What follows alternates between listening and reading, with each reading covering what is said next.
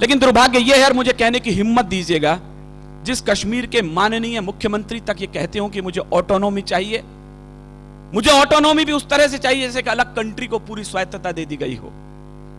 हमने अभी 370 धारा उन्हें सौंप रखी है। विज्ञ लोग जानते हैं हमने 3 प्रांतों के बराबर कश्मीर के ऊपर खर्च करते हैं, लेते उसे एक फूटी कौड़ी भी नहीं। बीमार प्रांत है वो, उसके बावजूद यदि वहां पाकिस्तान जिंदाबाद के नारे लगते हैं तो मुझे जिम्मेदार लोगों के सामने बयान देने का हक दीजिएगा। और शायद मैं पहली बार बोल रहा हूं जिम्मेदार लोगों, तो मेरी हिम्मत को दाद दीजिए, मैं कहां खड़ा हूं और किसके सामने क्या बयान देने जा रहा हूं। कश्मीर वो बेवफा औरत हो चला है जो खाता हमसे है, पीता हमसे है, पहनता हमसे है और नैन मटक के पड़ोसी से करना चाहता है।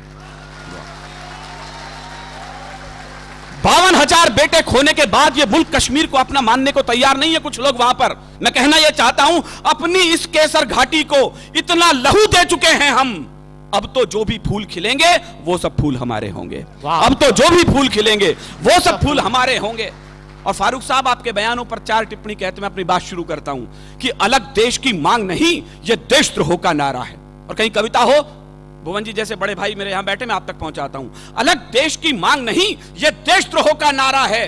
ठंडी झीलों से निकला जो जलता सा अंगारा है, उन बेटों से गद्दारी है जो पर्वत पर सोए हैं। या पुलिस के जवान और सेना के जवान हैं, मैं आज की शाम उन्हें अपनी कविता सौंप रहा हूं। उन बेटों से गद्दारी है जो पर्वत पर सोए हैं, ना इंसाफी है उस मां से जिसने बेटे खोए हैं। और तुमको भी फारूक जी इसका, मुझे एक एक श्रोता के हाथ खड़े करके तालियां चाहिए इस बार मैं ठीक बोल रहा हूं तो, तुमको भी फारूक जी इसका सचमुच ध्यान रहा होता अगर तुम्हारा बेटा सीमा पर कुर्बान हुआ होता। अगर तुम्हारा बेटा सीमा पर कुर्बान हुआ होता, अगर तुम्हारा बेटा सीमा पर कुर्बान हुआ होता।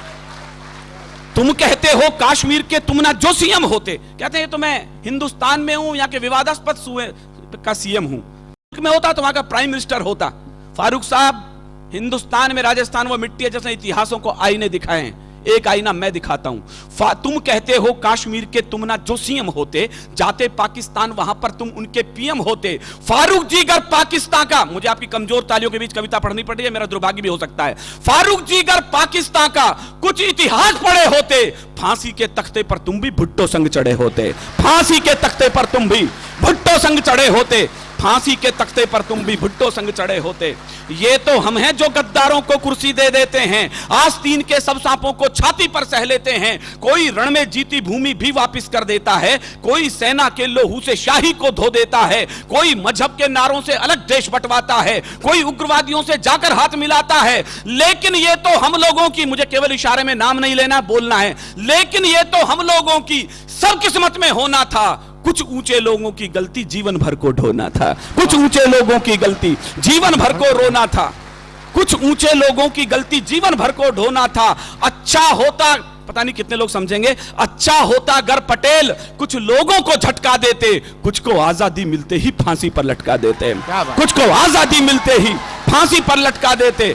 फिर ना कश्मीर का झंझट ना खूनी होली होती, फिर ना कश्मीर का झंझट ना खूनी होली होती, ना बंदूकों के साये में मेहंदी और रोली होती। अगर कबूतर श्वेत नहीं, यहां गुरु गोविंद सिंह के बेटे बैठे हैं, मैं इनकी पगड़ी को गुरुद्वारा मान करके प्रणाम करना चाहता हूं। संजय ने अभी बताया, चुटकुलों की कौम बना के रख दिया हमने सरदारों को। माफ करें साहब, ये बलिदानों की सबसे बड़ी कौम थी।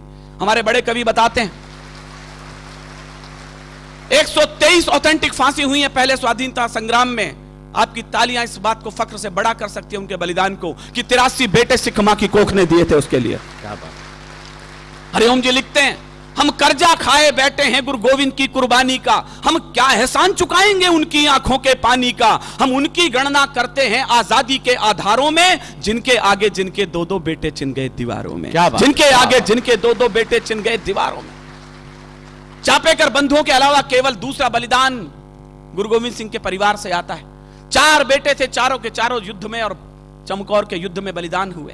2 बेटे सरहिंद की दीवार में चिनवा दिए, 2 बेटे चमकौर के युद्ध में बलिदान हुए। रणक्षेत्र से दोनों बेटे आए मां के पास, मां प्यास लगी है। मां ने कहा शर्म नहीं आती रणक्षेत्र में खड़े हो, शत्रु के लहू से प्यास क्यों नहीं बुझा लेते। क्या बात। दोनों के दोनों बेटे बलिदान हो गए। मां की आंखों से आंसू आने लगे तो गुरु के पास गई, 4 बेटे थे, चारों तो बलिदान हो गए, अब क्या करूं इस खाली कोख का।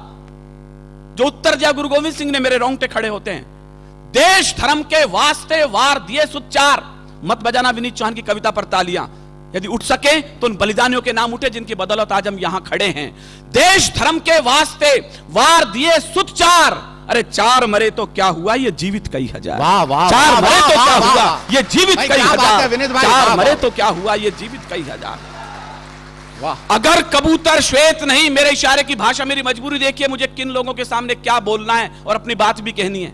एक आग का दरिया है और तैर के जाना है। मुझे दोनों पक्ष प्रतिपक्ष के लोग बैठे हैं और अपनी बात कहनी है। अगर कबूतर श्वेत नहीं, मैं आपकी बौद्धिकता पर छोड़ता हूं, इशारे पर अपनी बात कहता हूं। अगर कबूतर श्वेत नहीं, हम गुरु के बात छोड़ देते तो लाहौर कराची को हम दिल्ली तलक जोड़ देते। तो लाहौर कराची को हम दिल्ली तलक जोड़ देते। अब भी अटल इरादे लेकर भारत के लोगों जागो, शांति मंत्र की पूजा छोड़ो, दुश्मन पर गोले दागो। शांति मंत्र की पूजा छोड़ो, दुश्मन पर गोले दागो।